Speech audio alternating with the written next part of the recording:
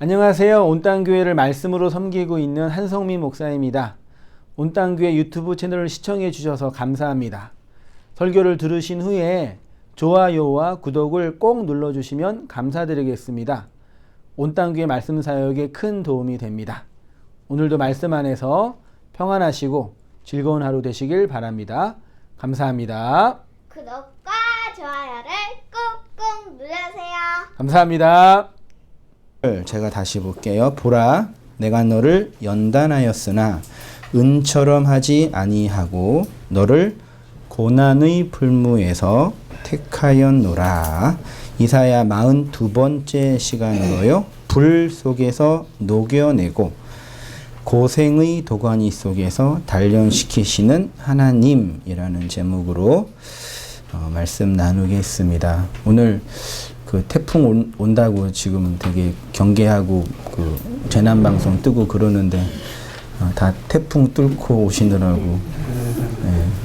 또 우리 신전사님 아프셔서 한 3개월 만에 오신 건가요? 네. 다 반갑게, 저희 교회는 오랜만에 오면 다 반가워하죠. 좀 내가 사랑을 받고 싶다 그러면 좀 빠졌다가 네, 농담이에요. 네. 네. 매일 오면은 그냥 매일 보시는 분이니까 그냥 반갑고, 예, 또 아프셔가지고 어쩔 수 없이 못 오는 상황이시라, 저도 이렇게 집에 아프신 분 두 분 이렇게 같이 있으니까 아파가는 게 어쩔 수 없는 우리의 모습이죠. 젊은 놈이 이렇게 얘기해서 죄송한데, 그래서 좀 반갑게 또 이렇게 해서 좋습니다. 오늘은 좀 그 10절을 중심으로요. 뒤에 이제 죽음과 관련해서 좀 죽음의 문제, 진리로 말미암은 죽음이 어떤 것인지 우리가 알고 있고, 우리 성도님이 다 경험하고 있는 영역이지만 한 번 더 본문을 근거해서 말씀을 살피고 나누고 또 교제했으면 좋겠습니다.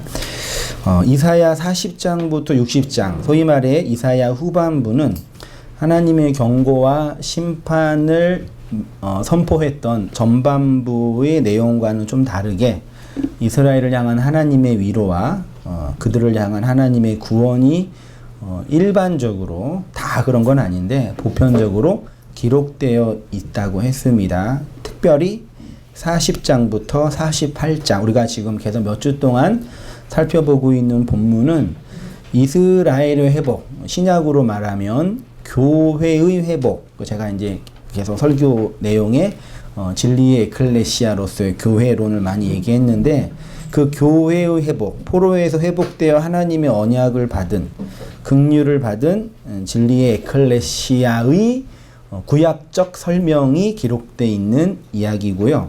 49장부터 56장 후반부의 두 번째 단락은 이렇게 교회를 세우는 분이 누구예요? 예수님이죠. 예수님은 구약에 누구로 예표됐어요?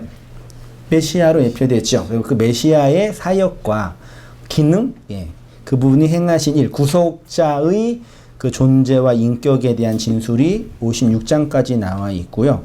57장부터 마지막까지는 되게 그 묵시적인, 미래적인, 소위 말해 종말론적인 교회의 영광과 회복, 에클레시아, 그러니까 교회와 교회의 머리신 메시아의를 통해 교회가 이 천년 왕국의 영광을 회복하는 내용에 대한 진술이 아주 장엄한 문장으로 기술되어 있고, 그 문장은 히브리어를 충분히 반영하지 못하더라도 한글 성경만 보더라도 충분히 우리 마음에 깊은 그 교회의 영광이라 그럴까요? 주님의 몸으로서 에클레시아가 이 땅에서 누리는 그 복음의 현실에 대한 그 선지자적 그 하존 속에서 경험한 언어들이 많이 기록돼 있어서 그 계시록과 계시록 뒷장과 좀 유사한 내용이 되어 있죠.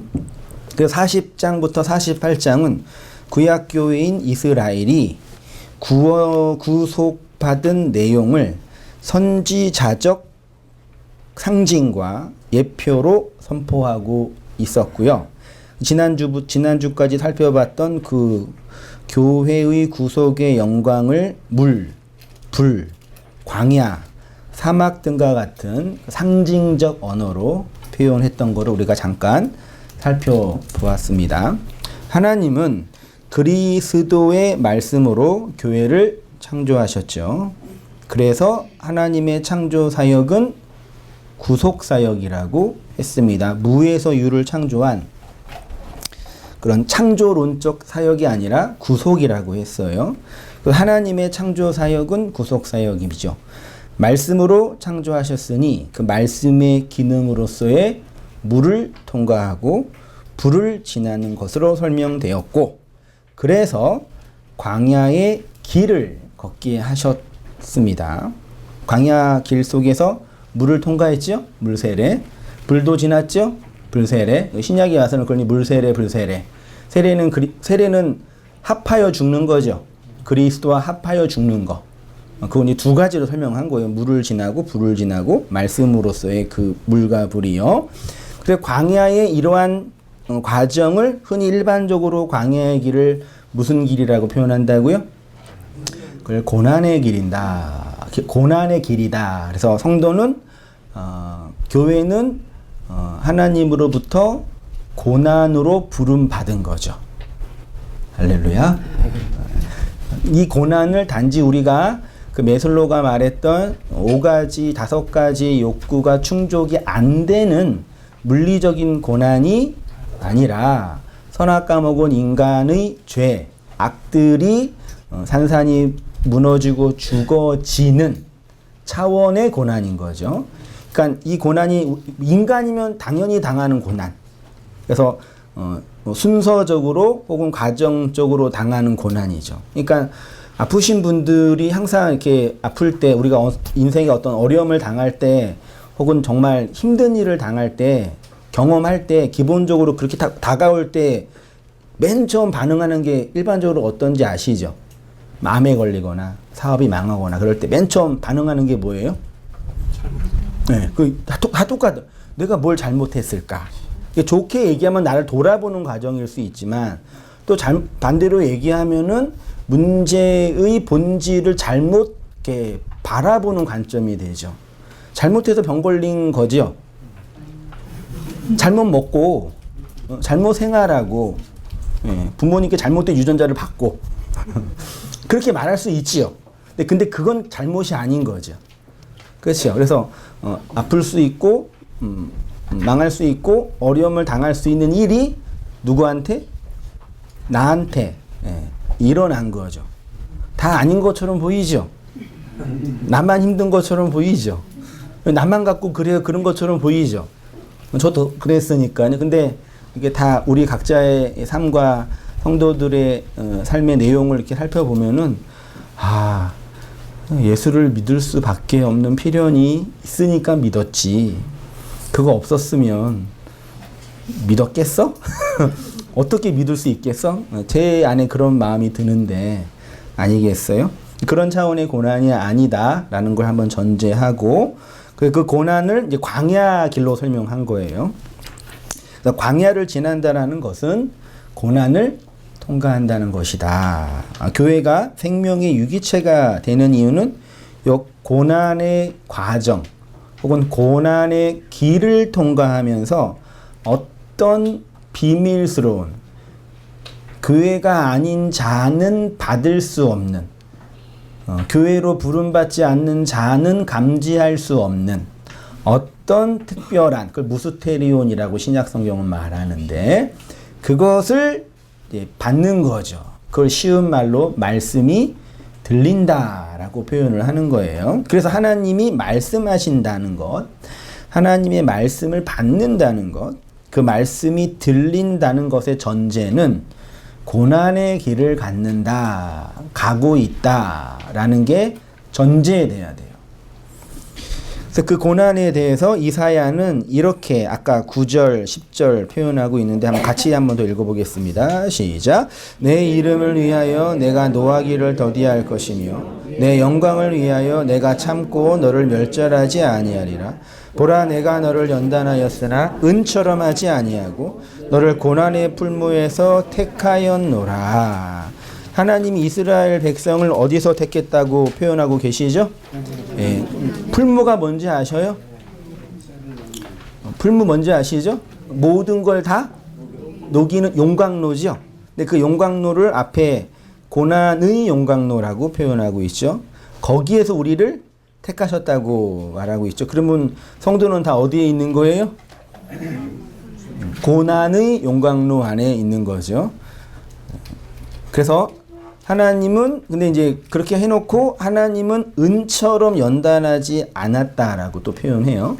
이게 좀 해석에 좀 이렇게 어려운 부분 중에 하나인데 한번 보세요. 하나님은 당신의 백성을 연단하시죠. 성경 전체의 흐름은 하나님은 당신의 백성을 연단해요. 그렇죠?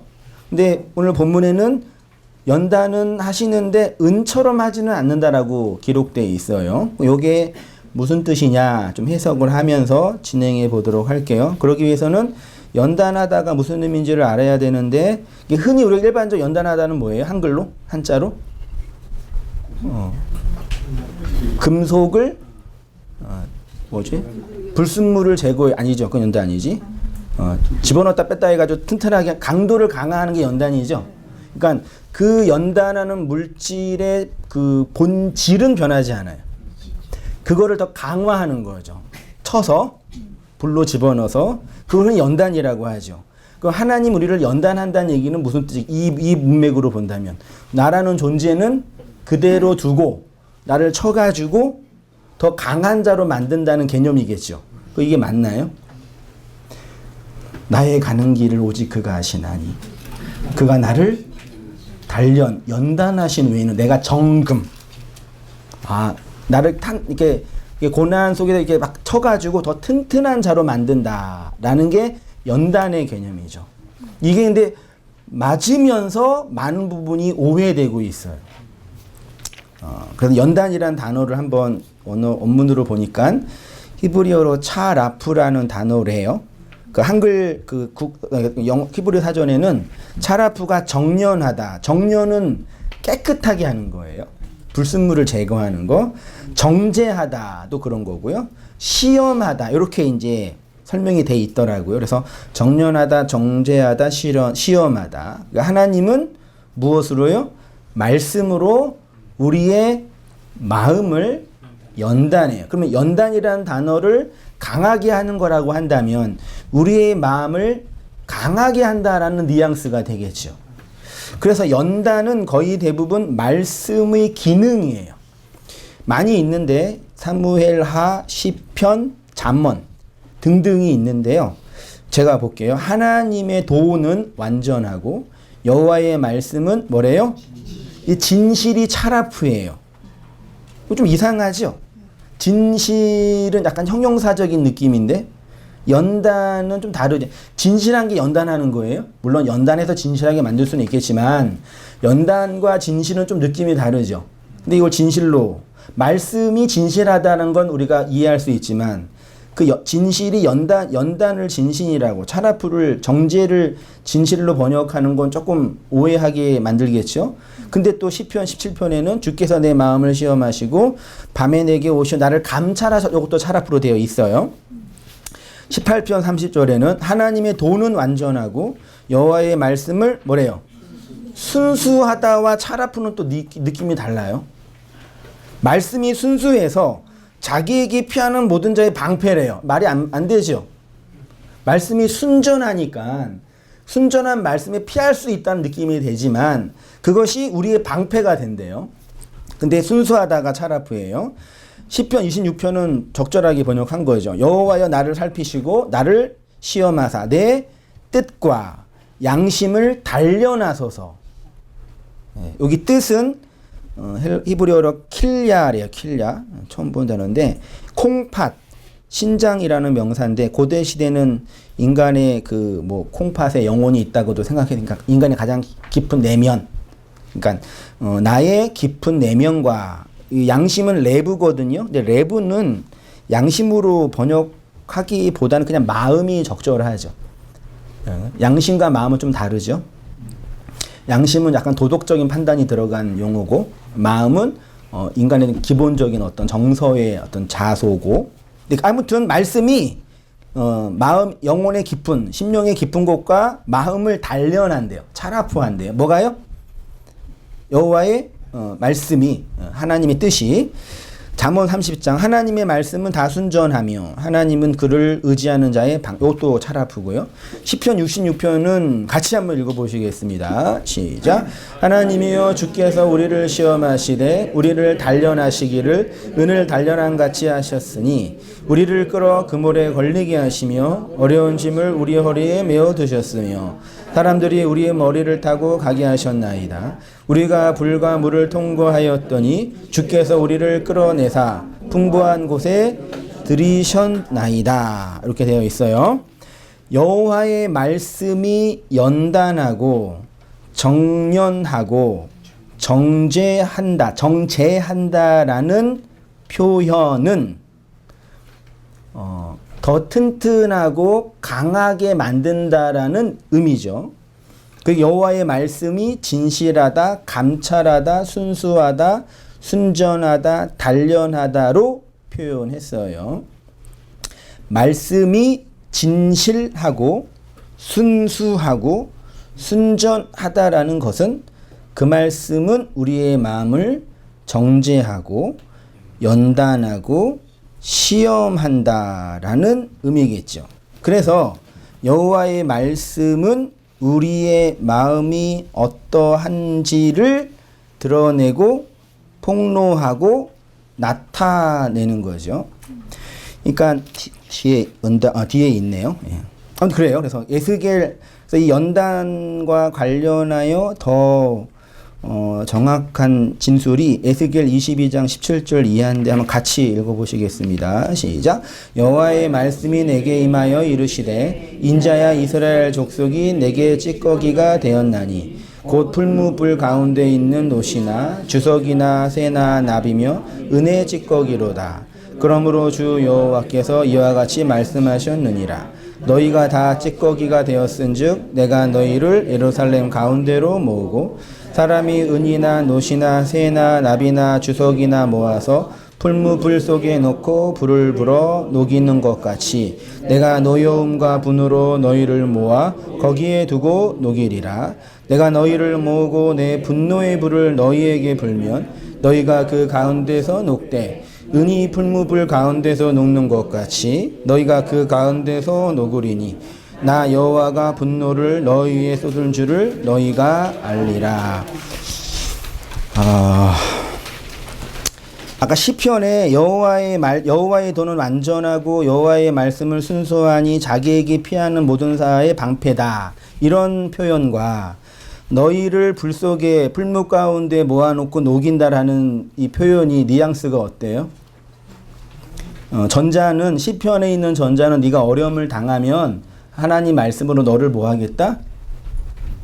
지켜주고 강하게 해주고 돌봐주겠다라는 뉘앙스죠. 근데 에스겔은 느낌이 어떠세요? 풀무불에 우리를 집어넣어서 뭐 하신대요? 이게 무슨 뜻이에요? 쉽게 말하면 그냥 죽이겠다. 너라는 존재를 완전히 녹여서 물론 그 유전자는 남아있겠지만 녹이겠다. 그런 뜻이잖아요. 그러니까 연단이라는 단어는 뒤에 읽어야 되겠네요. 요거 뒤에 있어요. 3페이지입니다.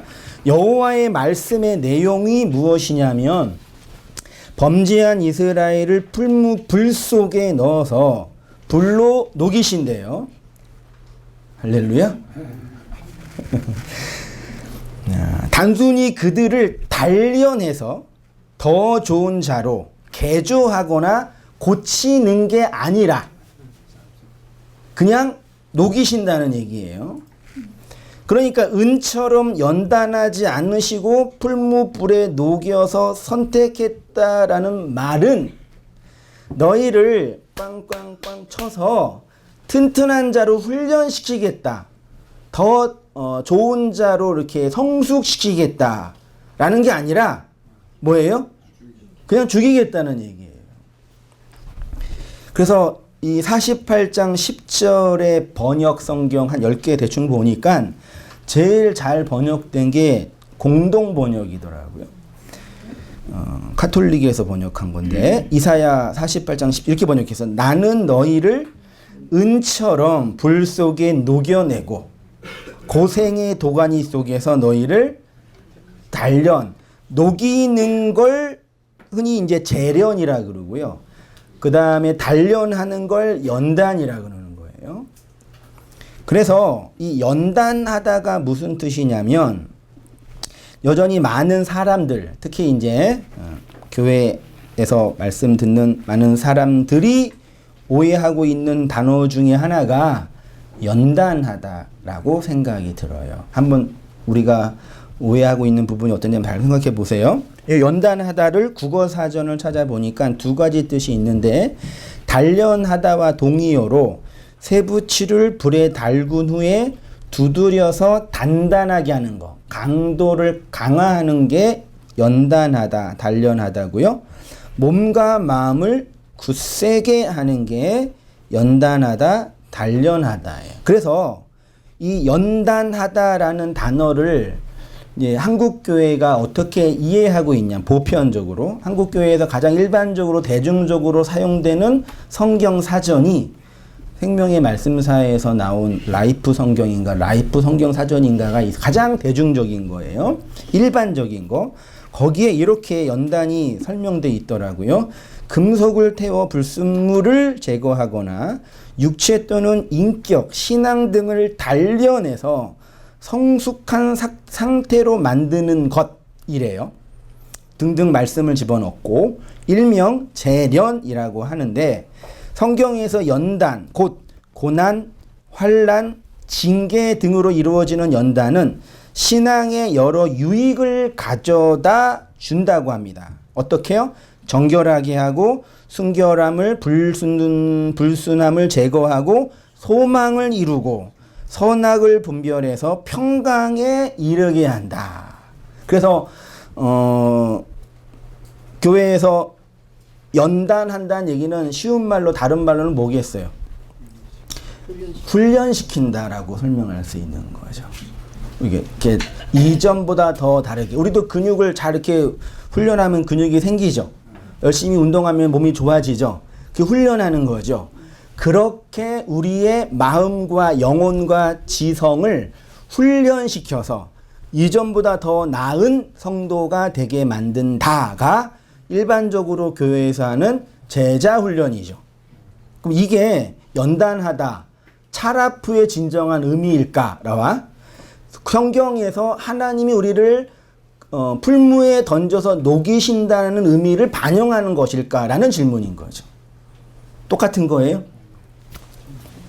흔히 연단하다를 재련하다와 동의어로 사용을 하는데 요거는 조금 다릅니다. 연단은 새와 은 등의 강도를 강하게 하는 거. 잘 때려야 되죠. 그 다음에 용광로에 집어넣어야 되죠. 그게 연단이고 재련은 광석을 용광도에 녹여서 함유된 금속을 끄집어내요. 금속을 추출하는 게 재련인 거죠. 뭐가 먼저예요? 재련하고 연단하는 거예요. 같은 게 아니에요. 그러니까 재련을 먼저 하고 연단을 하는 겁니다. 요거를 쉬운 말로 복음적인 성경적인 용어로 표현을 하면은 재련은 용광로 속에 집어넣어서 녹이는 것, 다시 말해 죽이는 것이고 연단은 녹여서 죽은 자를 생명으로 살려내는 거죠. 재련은 우리를 예수로 혹은 예수와 함께 죽이는 것이고 연단은 죽은 우리를 살려내는 거죠. 이게 복음이죠. 네. 그러니까 제가 한번 일전에도 간증했었는데 어떤 한 분이 이게 인생을 살다가 이제 내가 교회를 가야 되겠다라는 마음이 문득 들어가지고 교회를 가기로 마음을 정했는데 아무것도 모르고 교회 가면은 죄송스러우니까 뭐하고 먼저 교회 갔다 그랬어요? 성경책을 먼저 한 번 정도는 읽어야지 하나님께 좀 뵐 낯짝이라도 있지. 그런 마음으로 혼자 교회 안 가고 집에서 성경은 많이 있으니까 그냥 한글 성경을 읽었대요. 그냥 뭐 학식이 있는 분인지는 모르겠지만 읽었는데 다 읽고 일독하고 덮으니까 결론 하나 내렸다는 얘기죠. 무슨 결론 내렸어요? 아, 나는 죄인이고 예수 없이는 죽을 존재인데 예수를 믿어야지만 살 수 있구나. 이 결론에 이르렀대요. 그게 가능하나요? 여러분 안에서 모르세요? 그러니까 성경을 교회에서 배워서 문제인 거예요. 진짜예요. 농담이 아니라니까요. 그 저도 처음에 이제 교회 이렇게 그 가서 예배 신앙생활을 하는데 혼자 성경을 읽었어요. 근데 어디 먼저 읽었냐면 다니엘, 처음 믿었던 청년이 이사야, 예레미야, 에스겔. 왜 그랬는지 알아요? 일요일 날 강단에서 목사님이 설교하는 설교 본문과 다른 걸 읽고 싶었어요. 대부분 다 선지서나 이런 것들은 설교를 안 하잖아요. 그래서 설교는 그거 하니까 안 하는 거 한번 읽어보자 그러는데 선지서를 대충 이렇게 혼자 이렇게 한글로 읽어보니까 무슨 내용인지는 하나도 모르겠는데 뭐 내릿속에 남는 게 뭐냐면 하나님이 이스라엘 백성을 죽이시네? 이거였어요. 그리고 이제 선지서를 다 읽고 나서 뭐 읽었겠어요? 복음서를 읽었죠. 마태, 마가, 누가, 요한을 쭉 읽었어요. 그냥 다 읽고 나서 그냥 덮었어요. 그리고 덮고 나서 생각한 게 뭐냐면 예수님을 믿는다는 건 예수님과 함께 죽음으로 가는 거네. 그러니까 그걸 내가 살고 안 산 건 둘째 문제고, 예? 그렇게 내가 할 수 있다가 아니라 읽고 나서 마음속에 이게 일반적으로 내는 결론이 그 죽음으로 끌고 가는 거네. 그 예수라는 한 그 분도 오셔가지고 그냥 이 현재 이 제도를 다 공격하고 미친놈처럼 그냥 이렇게 죽으셨네. 기독교는 그렇게 예수를 믿는 거지 라고 생각을 한 거죠. 근데 이제 문제가 뭐가 생겨요? 성경 전문가라고 하는 어떤 분들이 하는 얘기랑 내가 혼자서 읽고 나름대로 깨달은 거랑 다르니까 거기에서 괴리감이 느끼는 거죠. 다 이렇게 시작하지 않나요? 아닌가요? 잘 생각해 보세요. 다 그렇게 시작했어요. 마음속 깊이 들여다보면 다 그렇게 시작했다니까요. 성령님이 계시는데. 그래서 사실 그 성경의 총 결론은 그 죽음으로의 초대예요. 행복으로의 초대가 아니라 죽음으로의 초대예요. 사실 죽는 게 행복인 거죠. 그게 이제 뭔지 어떤 것인지 선지서는 이렇게 이제 묵시적 메타포를 가지고 표현한 거죠. 복음에 대한 오해. 하나님의 구원은 우리를 주의 일에 유능한 자로 훈련시키는 것이 아닙니다. 구원은 우리의 부족함이나 연약함들을 고쳐서 필요한 곳에 사용하는 것도 아닙니다. 복음은 풀무에 넣어 녹이셔서 금과 은으로 새롭게 만들어내는 거죠. 그쵸? 네, 그게 우리가 산다. 그렇게 된다는 둘째 문제고요. 이해되시죠? 여전히 많은 사람들은 기독교는 사람들을 훈련시켜서 조금 좋은 사람으로 변화시키는 종교 정도로 이해합니다. 다 그래서 교회 온 거죠. 예수님 믿으면 이 땅에서 복이라는 걸 받고, 그것도 받는데 또 뭐까지 받아요? 죽어서 내세까지, 이거는 천년만년 한 번 믿으면 그냥 보장되는 묻지도 따지지도 않는 보험이잖아요. 믿기만 하면 되니까. 그래서 다 믿으신 거잖아요. 아닌 것처럼 왜 그러세요? 근데 하다 보니까 그게 아닌 것 같은 그런 느낌을 받아가지고 좀 충격을 받으신 거잖아요. 그리스도의 진리와 생명의 복음을 잃어버린 기독교가 세상으로부터 욕을 먹는 이유는 너희는 왜 생명이 없니? 그들이 얘기해. 너희는 왜 그리스도의 진리가 없니가? 아닙니다. 세상은 교회를 절대 그런 걸로 비난하지 않습니다. 어떻게 비난해요? 너희는 왜 도덕적이지 않니? 너희는 왜 착하지 않니? 너희는 왜 사회 정의를 위해서 애쓰지 않니? 로 비난해요. 기독교인들도 자신들이 세상으로부터 기독교라고 비난받을 때 그걸 순응하는 이유가 뭐예요? 나는 착하지 않다. 우리는 좀 도덕적이지 않은 것 같아. 우리는 좀 사회에 필요한 어떤 공동체와 모임이 되지 않는 것 같아.를 수긍해요. 그러니까 착하게 살고 도덕적으로 살고의 문제가 아닌데 그걸 이미 수긍해요. 전제해요. 이해되시나요? 세상이 교회를 막 비난할 때 니네는 왜 그 진리가 없어? 이거 비난해요? 아니 보지도 못하는 거 어떻게 비난해요? 뭔지도 모르는데 어떻게 그걸 요구할 수 있어요? 너희는 왜 착하지 않고 맨날 싸워? 이렇게 비난하잖아요. 할 수 있죠? 왜냐면 우리가 그들보다 덜 착하니까. 저만 그러나요? 같이 좀 가요. 덜 도덕적일 때가 있으니까 그런 비난 받는 건 당연한 거죠. 그렇지만 비난 좀 덜 받으려고 좀 노력은 해야 되겠죠. 너무 또 그렇다고 막 이렇게 나는 그래 제 분이 없으니까 그래 해. 뭐 그런 좀 그렇잖아요. 근데 우리가 스스로 내가 덜 도덕적이네. 이러면 이렇게 하는 게 더 큰 문제라니까요. 이해되시나요? 그러니까 제가 뭘 말씀드리는지 아시겠죠?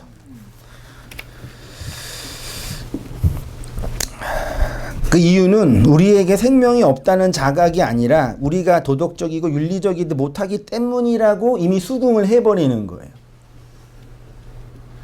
그 인간의 본성이에요. 제가 자주 들었던 우리 집안에서 자주 들었던 얘기가 뭔지 아시죠? 어떻게 목사가 그럴 수 있냐고. 우리 성도님은 저한테 그런 얘기 안 하시더라고요. 어떻게 목사님이 그럴 수 있으시냐고.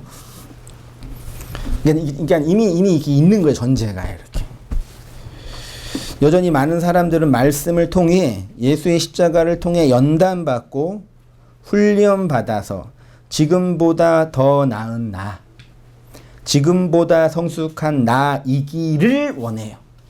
그치요? 나를 개선하고 고치는데 말씀이 필요하고 그리스도가 필요하다고 생각해요. 그래서 말씀을 듣고 나서 우리의 인생과 삶에 적용할 생각을 늘 고민하는 거예요. 복음은 우리를 개선시키거나 훈련시켜서 어제보다 더 나은 나를 만드는 것이 아니라 풀무불에 던져 완전히 죽이시고 녹이셔서 새롭게 태어나게 하는 것입니다. 성경은 인간이 조금 타락했고 약간의 문제가 있어서 불순물을 끄집어내면 연단을 하면 좀 괜찮게 사용될 수 있는 존재라고 말하지 않아요. 그러니까 그가 나를 단련하신 후에는 내가 정금같이 나온다는 욥의 고백은 복음적인 깊이를 깨달은 고백은 아닌 거죠. 그래서 딱 중간쯤에 23장쯤에 얘기해요. 엘리바슨과 누군가가 얘기하고 나서 자기를 변호하면서 하나님 여호와를 끄집어내면서 내가 힘들지만 참고 견디면 내가 더 정금처럼 온전해진다 라는 취지로 얘기를 한단 말이죠. 만약에 인간을 연단시켜서 부딪혀서 이렇게 이렇게 훈련시켜서 괜찮은 사람이 될 수 있다. 단 한 사람도 그럴 수 있다면 어떤 문제가 생기냐면 예수님이 이 땅에 오셔서 죽으시면 돼요, 안 돼요? 안 되고 예수님이 신이고 하나님이 아들이니까 영생불사할 수 있잖아요. 하나님인데 영생불사하면서 대륙별로 돌아다니면서 목회를 하면 되는 거예요. 한 10년은 아시아 대륙 돌면서 계속 가르치는 거예요. 이렇게 살아야 돼요. 이렇게 살아야 돼요. 이렇게 훈련 받으면 계속. 그러면은 계속 가르치다 보면 언젠가 도달할 수 있을 거 아니에요. 그걸 하는 사람을 종교 선생이라 그러는 거예요. 4대 성인이라고 흔히 하는 사람들.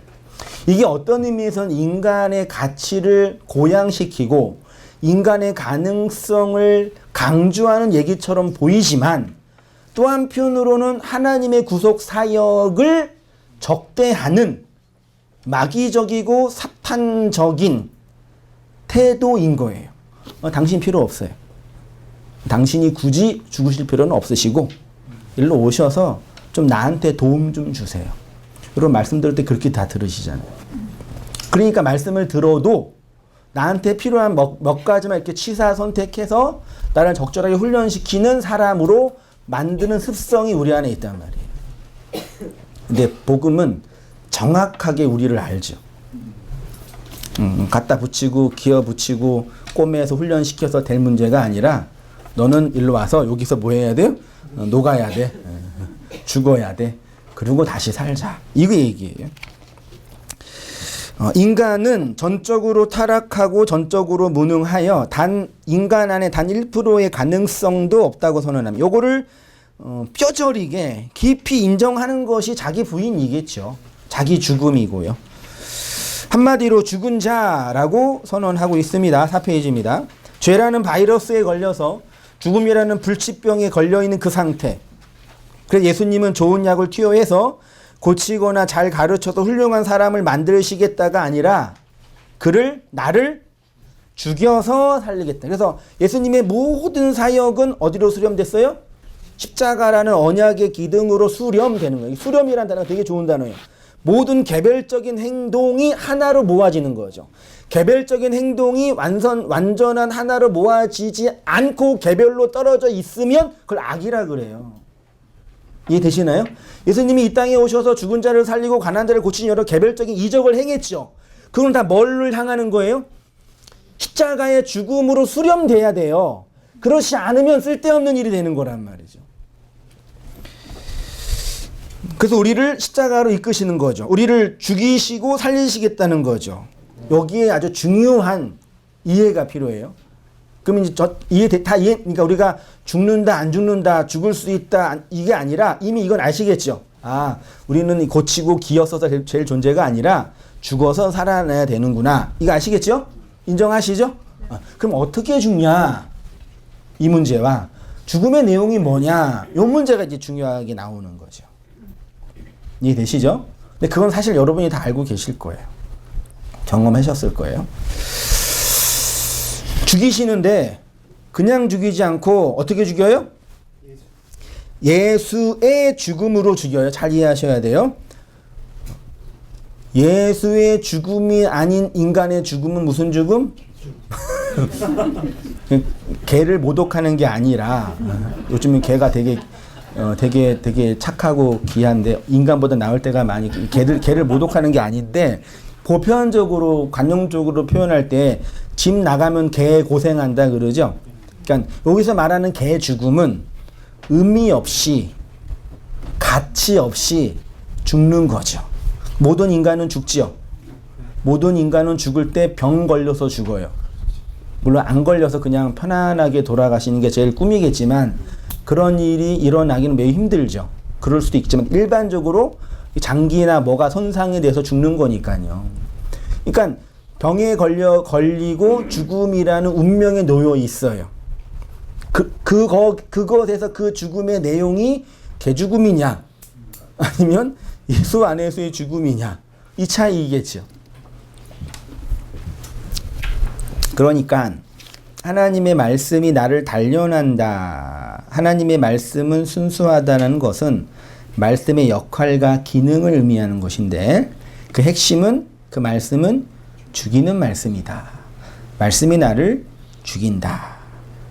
내가 예수로 죽는다. 그래서 그냥 아무것도 몰랐는데 뭐 신학도 모르고 성경도 안 배웠고 그냥 나 예수님 믿고 싶다. 교회에 다니고 싶다라는 그 초신자가 성경 한글 성경 오역이 많이 있는 한글 성경 쭉 읽어도 개별적인 내용은 다 몰라도 결론은 예수와 함께 죽는 게 복음이구나를 캐치하게 되는 거예요. 이거는 뭐 어떠한 개인이 특별한 문제가 아니라니까요. 하나님이 살아계시고 영으로 역사하신다니까요.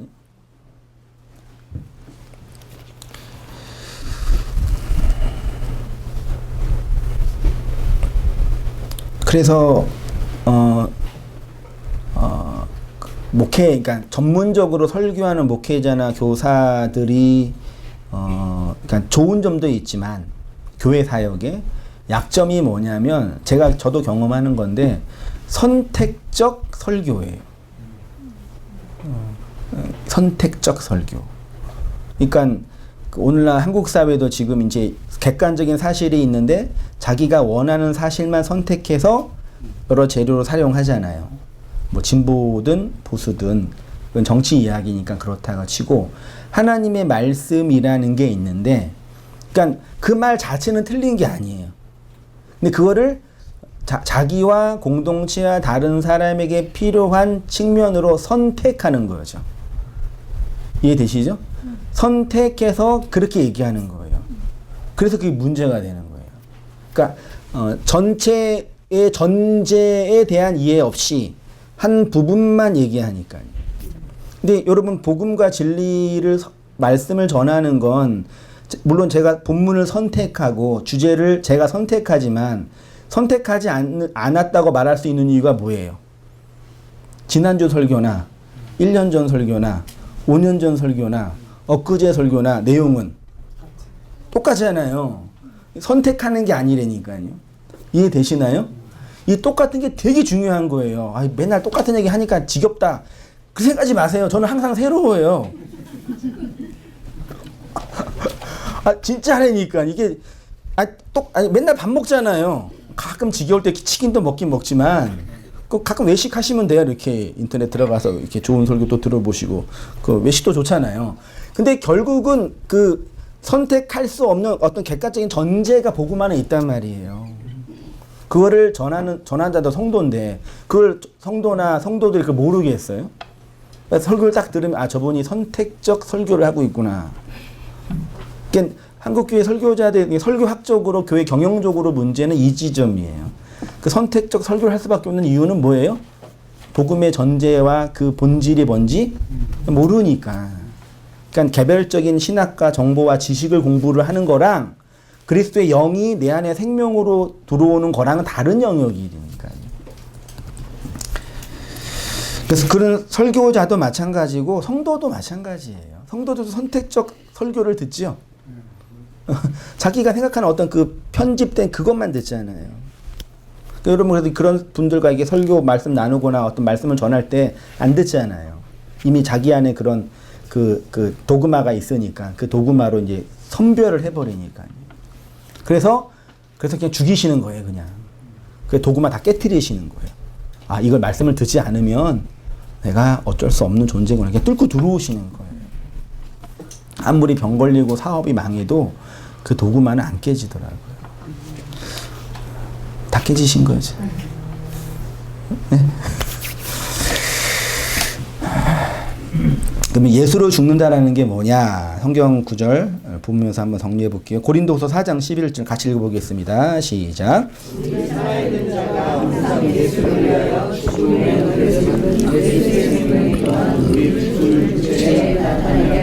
네, 우리 살아있는 자가 항상 예수를 위하여 죽음에 넘겨지면 예수의 생명이 또한 우리 죽을 육체에 나타나게 하려 예수의 죽음에 넘겨지는 것과 예수의 생명으로 나타나는 것은 같은 거예요. 전제상. 여기서 이제 예수를 위하여 죽는다 그랬죠. 여기 이제 오해될 수 있는 본문이죠. 인간이 예수님을 위해서 죽을 수 있어요? 없어요? 없어요. 피조물이 창조주를 위해서 할 수 있는 일은 없어요. 그러면 그분 창조주가 될 수가 없는 거죠. 한글로 보면은 그러면 이제 오해되겠죠. 그러니까 내가 예수님을 위해서 헌신하겠다는 그 이제 관용적인 오해들이 이런 데서 나오는 거예요. 네가 네 자신을 위해 살면 안 돼. 이제 예수님 위해 살아야 돼. 이렇게 이제 관용적으로 오해하게 만든 거죠. 근데 오늘을 보니까 위하여가 뭐라고요? 헬라어로요? 디아라는 전치사예요. 요 디아는 제가 일전에 얘기했었는데 헬라어 전치사 7, 8개가 있는데 에이스, 엔, 헤이스, 엔, 에피, 아포가 있거든요. 요거를 통합하는 게 디아예요. 그래서 바울 서신에 디아가 엄청 많이 나와요. 그리스도를 통해서, 그리스도와 함께, 그리스도로 인하여 다 디아예요. 이거는 뭐냐면 위하여가 아니라 그리스도를 통해 혹은 그리스도로 등으로 번역하면 적절해요. 그러니까 우리가 예수로 죽음에 넘겨짐은이에요. 그러니까 예수 없는 죽음은 무슨 죽음? 개죽음. 모든 인간은 그 죽음으로 운명되어졌어요. 그래서 헛되고 헛되는 거라니까요. 그리고 그 죽음 앞에 공포하고 두려워하고요. 그래서 그 예수로 죽이시는 거예요. 읽어보겠습니다. 인간은 예수를 위하여 죽을 수 없습니다. 인간의 어떤 고결하고 순결한 죽음도 예수를 위한 죽음일 수 없고 예수의 죽음의 값을 대신할 죽음일 수도 없습니다. 여기서 위하여가 디아인데 쉽게 말해 예수의 죽음으로입니다. 바울은 로마서에서 이 죽음을 예수의 죽음과 연합된 죽음, 그걸 뭐라 표현해요? 세례라고 하는 거죠. 로마서 6장 4절 5절 같이 보겠습니다. 시작. 그러므로 우리가 그의 죽으심과 합하여 세례를 받음으로 그와 함께 장사되었느니라. 만일 우리가 그의 죽으심과 같은 모양으로 연합한 자가 되었으면 또한 그의 부활과 같은 모양으로 연합한 자가 되리라. 바울은 항상 죽음과 부활을 동일하게 얘기한다니까요. 그러니까 죽는다 그럼 너무 이렇게 부담스러워하거나 너무 이렇게 염세적일 필요 없어요. 살아남, 부활에 대한 진술이 있으니까 이 부활도 히브리어로 헬라어로 아나스타시스라 그러죠. 그러니까 우리가 흔히 말하는 부활은 우리의 이 육체가 죽고 나중에 이렇게 무덤에서 나오는 그런 부활로 이해하는데 그런 부활이 아니라 지금 죽어서 살아나는 그 현실이 부활인 거예요. 자, 4페이지 오른쪽에 에스겔 20장 20절에 풀무 불에 넣어 불을 불어 녹이는 것과 같이 이스라엘을 녹이시고 은이 풀무 가운데서 녹이는 것 같이 그들을 녹이신다는 말씀이 이거죠. 예수로 죽여서 그 죽음에서 하나님의 영광을 추출하겠다. 거기에 성도의 진정한 자기 부인과 깨어짐이 있는 거죠. 성경에서 죽음하면 가장 대표적으로 설명될 인물이 가인이거든요.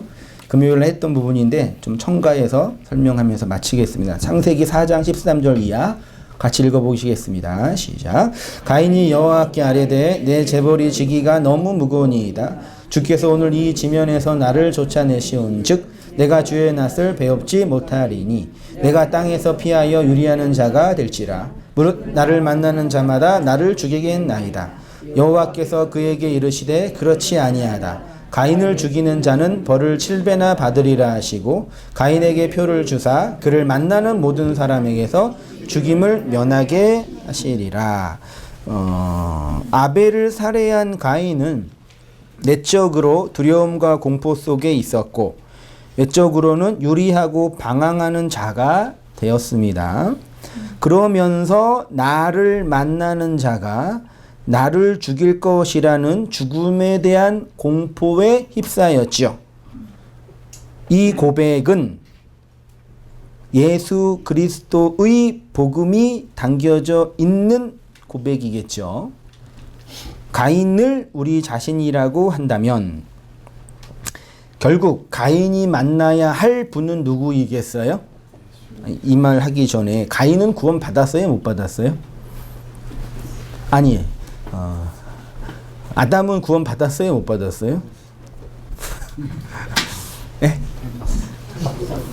일반적인 우리의 이 신학적 지식으로 성경적 지식으로 흔히 아담은 구원 받았다라고 보죠. 흔히. 그럼 가인은 구원 못 받았어요? 받았어요?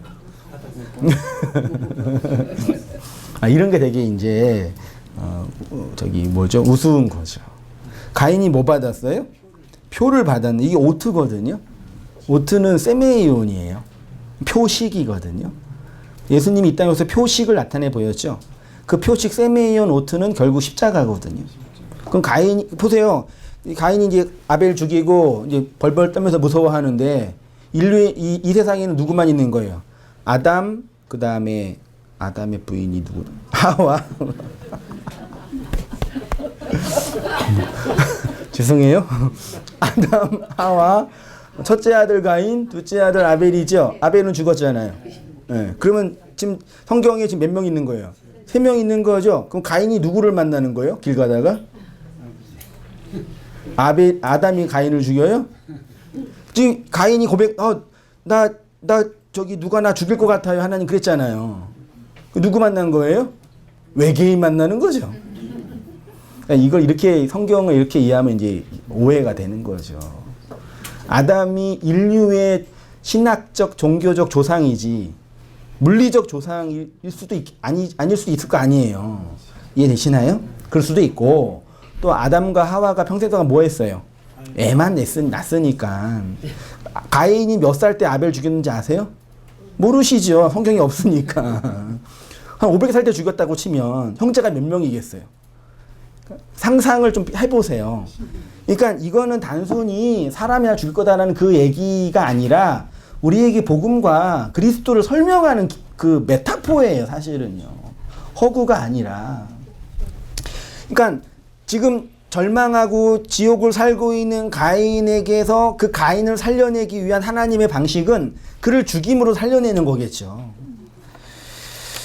그래서 결국 가인이 만나야 할 그분, 가인을 만나서 가인을 진리로 죽일 수 있는 그분은 예수 그리스도인 거죠. 맞죠? 우리가 가인이라고 한다면 역사 속에서 우리가 만나야 할 그분이 누구예요? 예수님인데 우리는 본능적으로 그분 만나는 걸 두려워했잖아요. 왜? 나를 죽이니까요. 어느 시점에 그 죽음이 나한테 온 거잖아요. 아, 내가 그동안 이렇게 오해했던 이것들이 이거 잘못된 거구나. 내가 부정돼야 할 영역이구나. 라고 깨우쳐지고 경험되니까 죽은 거잖아요. 가인이 만나야 할 분, 제 아래에 있는 인생이 만나야 할 분은 예수 그리스도입니다. 그런 의미에서는 가인은 구원 받았겠죠. 그것도 웃긴 얘기겠죠. 왜냐하면 구원은 하나님의 영역인데 사실 하나님이 주권적으로 일하시는 건데요. 논리적으로 설명한다면요. 그분이 우리를 만나서 죽이셔야 구원 받을 수 있는 거죠. 만나다가 헬라 히브리어로 뭐라고요? 마차라는 단어인데요. 이게 단순히 이렇게 얼굴을 맞대고 만나는 게 아니라 존재가 존재에게 이르는 거예요. 대표적인 게 노아는 여호와께 은혜를 입었죠. 그 입었다가 마차. 그러니까 노아는 여호와의 은혜를 만났다예요. 여러 가지 직역을 하면 노아는 여호와의 눈에 찾은 바 되었다예요. 그러니까 물리적으로 만난 게 아니라 존재의 연합, 그리스도를 만나는 그 경험인 거예요. 마차라는 단어가 그렇게 사용이 됐어요. 구원은 이렇게 하나님의 찾아오심입니다. 5페이지로 가셔서 이렇게 가인인 우리가 그리스도를 만나면 진리로 죽습니다. 그 죽음을 흔히 일반적으로 우리 이 복음에서는 다나토스의 죽음이라고 이게 일반 명사가 됐어요, 이미요. 진리로서의 죽음 등등으로 표현을 하죠. 이렇게 진리로 죽어야 진짜 죽지 않는 자, 죽음을 면한 자가 되는 거겠죠. 그래서 아까 그 창세기 본문에 죽음이라는 단어가 3개 있잖아요. 어디 갔어? 네. 3개 있거든요. 14절에 나를 만나는 자가 죽이겠나이다. 15절에 죽는 자. 그 다음에 마지막 15절 마지막에 사람에게 죽는다 있죠. 앞에 2개는 할라크라는 살해하다 죽이다고요. 뒤에 죽음은 낙하, 치다로의 이게 또 죽음이란 단어가 달라요. 그러니까 쉽게 말하면 좋은 죽음이 있고 나쁜 죽음이 있죠. 선한 죽음이 있고 개 죽음이 있는 거죠. 인간은 존재적으로 개의 죽음이죠. 착하게 살고 노력을 하고 애써도 인간의 운명은 그거죠. 그걸 지옥을 산다라고 표현하죠. 그렇게 진리로 죽어야 진짜 죽지 않는 자, 죽음을 면한 자가 됩니다. 쉽게 말해 예수로 죽어야 그리스도로 부활하는데 그 죽음이 없는 자에게는 영원한 죽음이 놓여 있는 거죠. 예수의 죽음, 예수 안에서의 죽음, 예수와 함께하는 그 죽음이 없이는 그리스도의 부활, 진리로 똑바로 세워지는 그 아나스타시스가 일어나지 않는 거죠. 그래서 15절 하반절에 표를 받는 가인이 그 죽음으로부터 면하게 된 거죠. 나중에 계시록에 가면은 하나님의 백성은 몇째 사망에서 벗어나요? 둘째 사망이라고 표현하잖아요. 예수의 죽음이 아닌 죽음은 그냥 무의미한 헛된 죽음입니다. 하나님이 우리를 사랑하신다는 얘기는 그 헛된 존재와 죽음으로부터 구원하신다는 얘기죠. 죽음 아래 있는 인간의 절망적 상태는 마치 그의 죽음이 소멸하는 것과 같은 죽음인 거죠. 그래서 소위 말해 무신론자들의 그 죽음에 대한 태도는 뭐예요? 흔히 어차피 죽으면 다 끝나는데 뭐 이거잖아요. 스스로 아는 거예요. 자신이 어떻게 죽을 거를. 그 하나님이 성도의 죽음을 귀히 여기신다 그랬잖아요. 시쳇말로 의미 없는 죽음을 개죽음이라고 합니다. 그리스도 밖의 죽음이 그러합니다. 사람들은 이 아래의 세상에서 어떻게 해서든지 가치 있고 의미 있는 자로 살고 싶어 합니다. 그래서 인간들이 만들어 놓은 그 선악 기준을 따라 열심히 나름대로 살아가죠. 왜요? 자기의 헛된 죽음을 면하고 싶어서. 그러나 헛되고 했더니 모든 것이 헛되다 라고 말씀하시는 거죠. 복음은 우리가 예수를 위하여 죽을 수 있다가 아니라 그리스도의 죽음이 우리의 죽음을 죽여서 죽음을 죽이신다는 얘기죠. 말장난이 아니라 복음의 명언이라 그러면 그렇지만 복음의 진수를 담은 표현이에요. 오웬이라는 신학자가 그리스도의 죽음 안에서 죽음이 죽는 것, 어떤 의미인지 아시겠어요? 그리스도의 죽음은 그리스도의 죽음이죠. 근데 그 죽음이 누구의 죽음을 죽여요?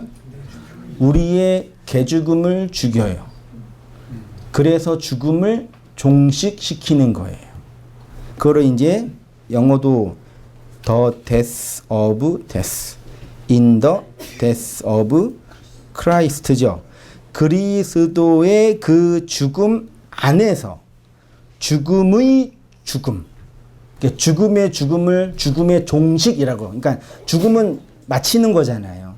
그리스도의 죽음이 우리의 저주의 죽음을 죽이시는 거예요. 그게 대속의 은혜잖아요. 예수의 죽음이 나의 죽음을 죽여서 예수도 죽고 나도 죽어 서로 죽는 거죠. 쌍소멸? 함께 죽는 거죠. 함께 죽어 그 언약으로 살아나는 걸 아나스타시스 부활이라고 흔히 이제 표현하는 거죠. 그리스도의 십자가 죽음이 우리의 죽음을 죽여 진리로 살려내는 것이 복음이지요. 그러니까 죽음으로 살아가는 인생의 죽음을 죽이시는 거죠. 그래서 예수님 성경이 우리한테 계속 얘기하는 거예요. 나와 함께 죽으러 가자예요. 근데 그 죽음이 역설이라는 걸 아셔야 돼요. 우리는 너무 이렇게 기복적인 차원뿐만 아니라 너무 염세적이고 그 금욕적인 것을 또 열망하기도 하거든요. 막 죽어야 되고 막 깨트려야 되고 막 부자가 되면 안 돼. 이런 식에도 오해하는데 그런 영역이 아니라는 얘기죠. 그리스도의 죽음이 성도님들의 죽음의 현실을 죽이셨습니다. 이 영광스러운 복음이도 어떻게 그냥 그리스도의 죽음이 우리의 죽음을 죽이신 거예요. 그런데 아무도 그 영을 말씀으로 만나지 못하니까 그 죽음의 현실이 죽지 않고 죽어 있는 저주의 상태 아래 놓여 있는 거죠. 그래서 하나님은 이사야를 통해서 나는 너희를 은처럼 불 속에 녹여내고 고생의 도가니 속에서 너희를 그러니까 단순히 이렇게 훈련시켰다는 얘기가 아니라 완전히 죽여서 살려내겠다. 그러면 그 죽음의 내용과 죽음의 경험을 우리가 언제 하는 거예요? 말씀, 영으로 선포되어지는 회부와 레부, 마음 깊이 들어오는 나의 죄와 악, 심연의 깊은 것들을 폭로하고 드러나게 하는 하나님의 말씀이 내용으로 흐를 때 죽음의 내용이 나타나는 거잖아요. 그 설거지 할 때는 은혜를 못 받는 거예요. 그래서요. 말씀이 자각되거나 내 안에서 이게 드러나고 나타날 때 그 죽음이 뭔지 하나하나 알아가고 배워가고 경험하고 깨닫게 되는 거죠. 그러면 도대체 목사님 그 다나토스의 죽음이 뭐예요? 물어보면 전 뭐라 그래요? 몰라요 그러는 거예요. 이해되시나요? 몰라서 모르는 게 아니라니까요. 그래서 이게 뭐니까 영등포에서 한 10분 모여서 이렇게 말씀을 나누는데 한 분이 목사님 그 다나토스의 죽음이 도대체 뭐예요? 막 물어보는데 그게 막 있어요. 막 얘기하다가 다 얘기하고 나서 이게 죽음이에요. 그러니까 다 아멘 하시더라고. 뭐 잘 생각해 보세요. 쉽게 말해 내가 너희의 죽음을 예수의 죽음으로 죽여 교회로 살려내시겠다라는 언약인 거죠. 그래서 그리스도의 복음으로 진리의 에클레시아 된 교회는 그리스도의 죽음 안에서 죽음이 죽어 살아난 자가 되는 거죠. 그래서 바울은 이거를 이제 죄와 사망의 법에서 해방되었다. 영원한 자유와 안식이 주어졌다.